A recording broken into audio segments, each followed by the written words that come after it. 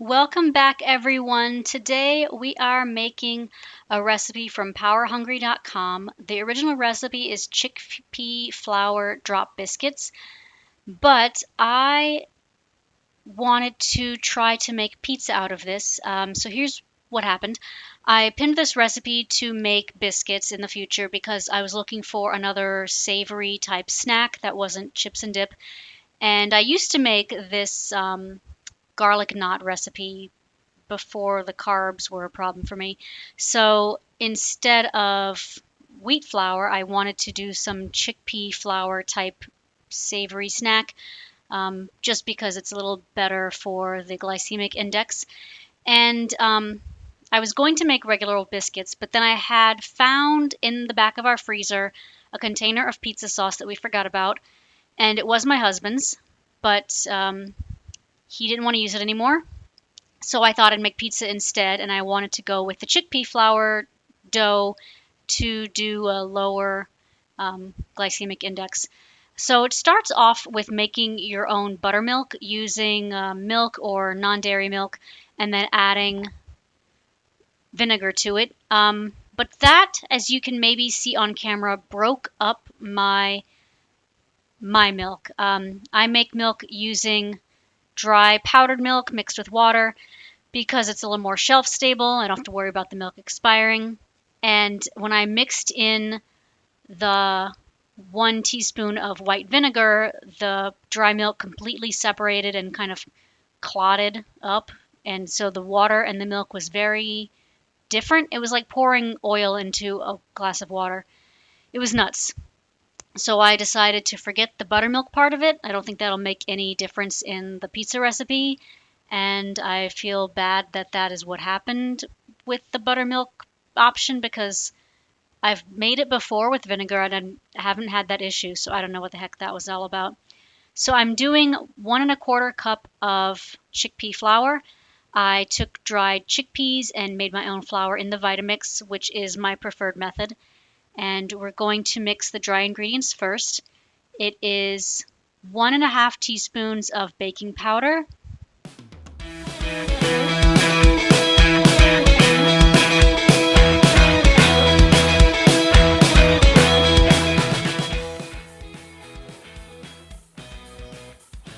and then 1/4 teaspoon of baking soda,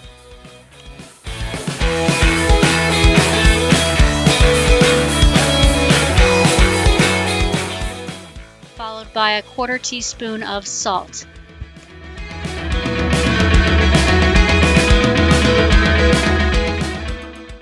Whisk the dry ingredients together before continuing.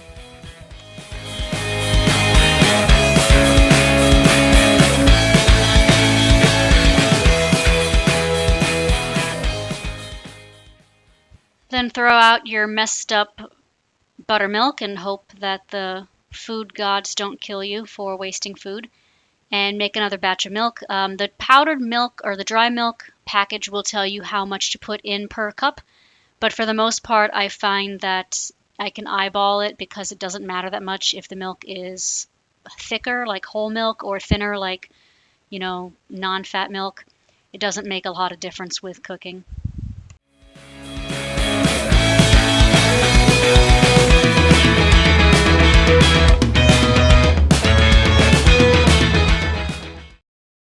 So right now I have 1/2 cup of milk.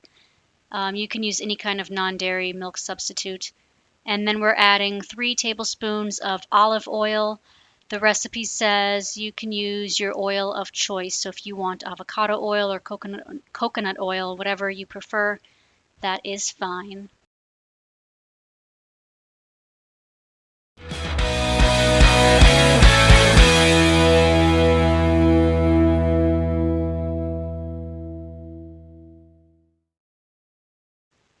Then pour the wet ingredients into the dry ingredients and stir well with a spatula.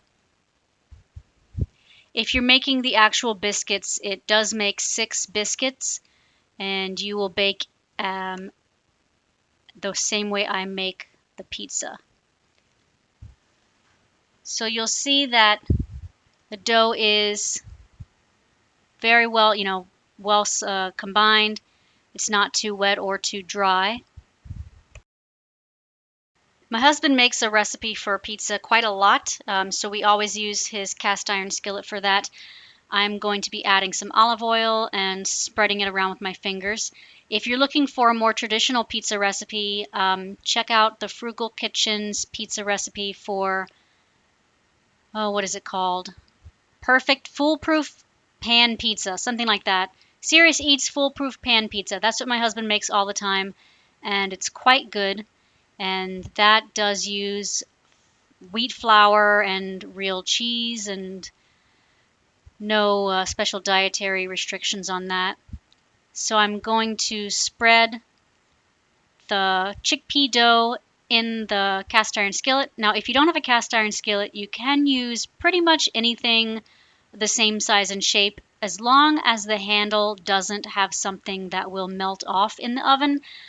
So if your skillet is like that stainless steel one I use on most of my recipes where there's no weird extra plastic or rubber parts, you can put that in. So I had trouble spreading the dough with my bare hands, and I realized if I wet the dough, then it will be a lot easier. So that is what I've done. I've put some water in the bowl, and I'm spreading the water on my hands and then spreading my hands evenly across the chickpea dough.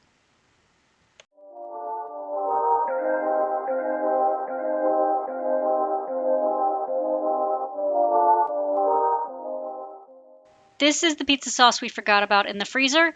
It did stain my container. I'm a little bit sad about that.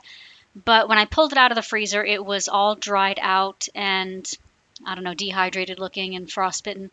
And I thought I was going to have to add water and kind of throw it in the blender so that it kind of, I don't know what the word is, but so that it all kind of blended together well. And I didn't have to. It got humid in the fridge, I guess, and so it turned back into its regular self. So I just wanted to touch on that to let you know that sometimes when something looks like it's gone bad in the freezer or that it's too old, it's really not, so just check on it. This is regular dairy cheese. I believe this is the Mexican mix from Kroger. It's got some white cheese and some cheddar in it. I don't know what the white cheese is. Whatever the package says, I don't remember, but I think it's 3 different kind of cheeses. I threw a couple handfuls in that container to let it defrost because the container or the bag we used was in the freezer. And I think the amount that I ended up defrosting was about 1.5 cups.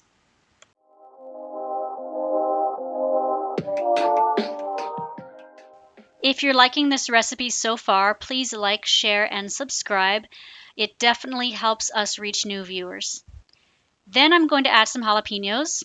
Usually when my husband makes his version of this recipe with real dough, real flour dough, he does put jalapenos on my half because I find a plain cheese pizza a little boring.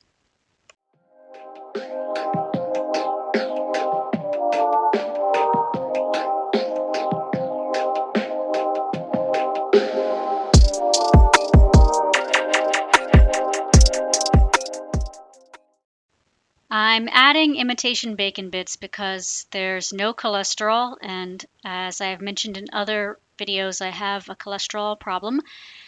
I didn't think I was going to notice a real difference between the fake bacon and real bacon because I typically don't notice a huge difference when I'm eating vegan food. It doesn't taste all that different to me in most cases. But for the imitation bacon, I did notice it wasn't nearly as good as real bacon. So then we're going to bake this at 425 for 13 minutes. Here's the pizza when it's finished. And we're going to try to get the pizza out of the pan now.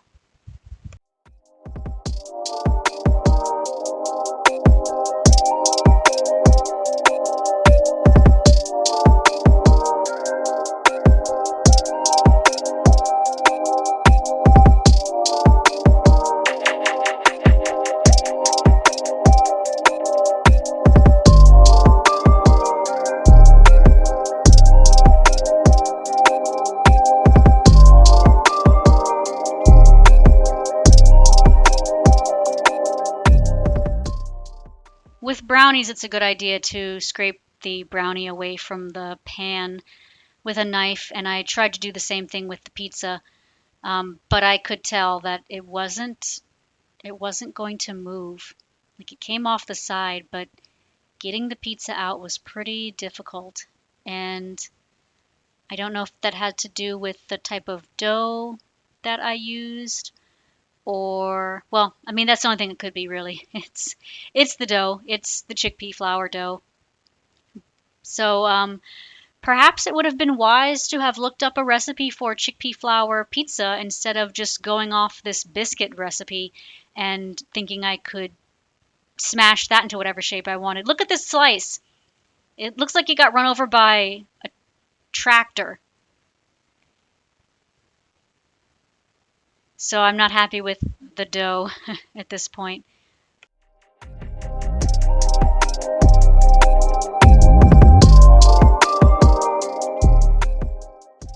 It did taste pretty good. Chickpea flour is a very mild taste. Um, Chickpeas are a mild flavored food, and it almost kind of reminded me of like a cornbread base. And I think that was because of how flaky it was. And I thought maybe I needed to add more water to the dough based on how I was cooking it, or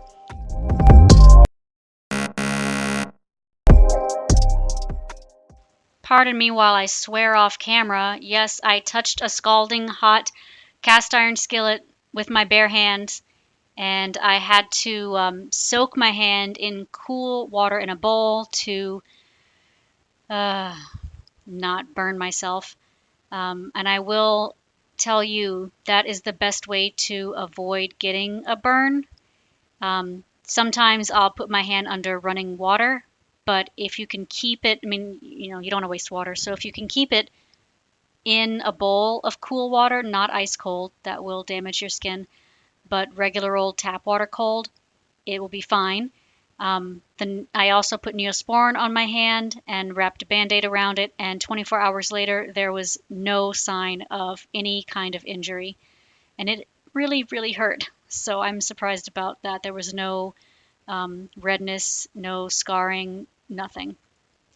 So apparently, I got some slices out of this, and I was pretty happy that I would say like 3/4 of the pizza or 2/3 of the pizza were pizza.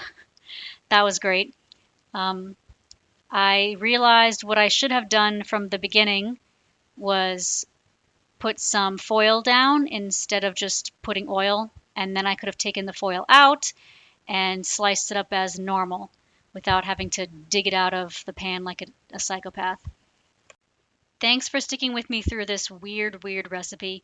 Happy eating!